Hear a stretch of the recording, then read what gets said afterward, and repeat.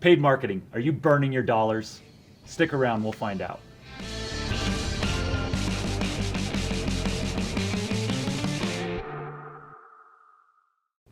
Hey everybody, Ben here from JobNimbus with the Building Business Channel, and I've got Derek with me from Savage Media.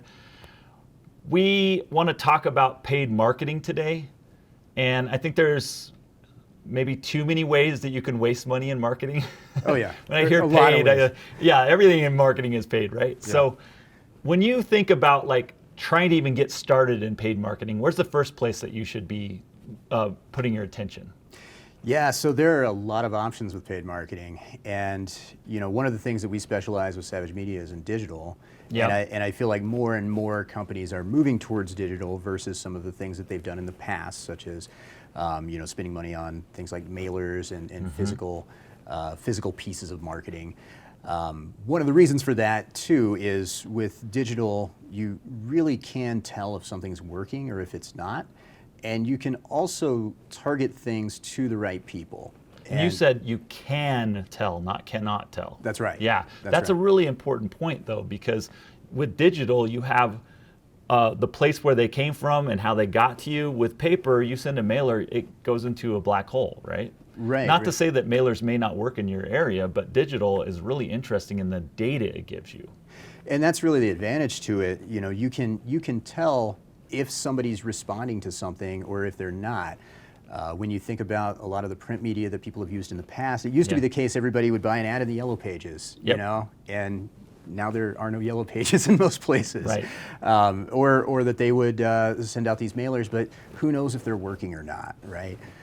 So when you start using digital, and more specifically I'm talking about Facebook, Google, LinkedIn, Instagram, some of these digital advertising platforms, when you start using these, you really get the advantage of knowing who exactly you're advertising to and then what the response is. And what that does for you is it allows you to kind of tweak your strategy and determine what's useful and what's working for you and what's not. And it really gives you the ability to figure out, if something's going to get you the leads that you're looking for, or if it's something that maybe you should try something different. Yep.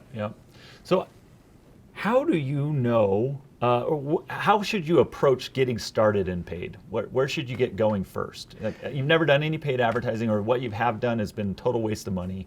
Where do you start? Right, so there's no shortage of companies out there who will help you with your paid advertising. Quote unquote help. Right, There's a lot of shysters out there. That's kind of where I'm going with this. The home services industry as a whole is, there are a lot of people who are trying to sell solutions that may or may not be good solutions. Yeah.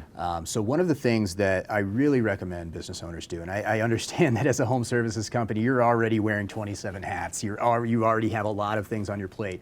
But take the time, figure out the back end of these platforms that you plan on advertising on. If you are if you're planning on advertising locally to people on Facebook, for instance, right? And every one of these platforms has this sort of thing that I'm going to be talking about, but they have these training platforms for advertising. They want you to know how to spend money with them. They want you to know how to use their the back end to their advertising, because once you do know that, then you'll feel comfortable spending money with them, and then you can track the results of that and determine what's going to work and what's not. Now, as a business owner, what I'm not recommending doing is doing this by yourself forever. What I am recommending though is to learn enough about these platforms and how they work, so that when you do decide to hire someone to do it, you'll know if it's effective or not. You can dive into there and you can say, okay, I'm spending X amount of dollars with the people that are running my ads. Are they running them the right way?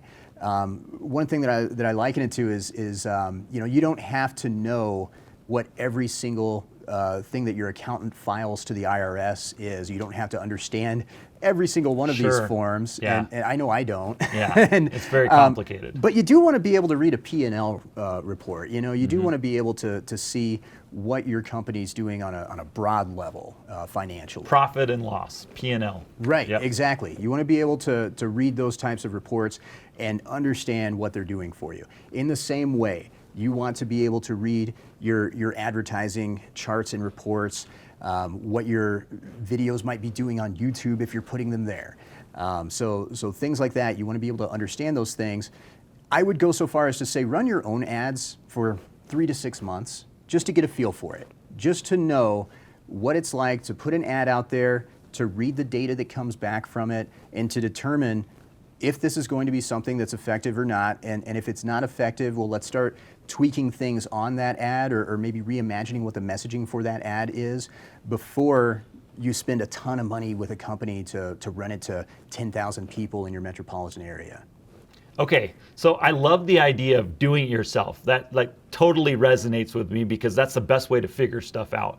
The problem is, what if you're the person that is listening to this going, well, that's not me. I'm never going to actually run my own ads. Or I am just way too busy. How could I even do that? We don't have anybody with that skill set here. What do you tell them? I would say find someone reputable. How do you know who's reputable? That's so hard to know. What do you look for to tell if they're reputable or not? So everybody will tell you that. Right. So one of the things I would do is definitely look at the successes that they've had in the past, right? So any of the current and former customers that they have, make sure that these are, it's easy to fake a case study. So make sure that you're reaching out to those companies and say, hey,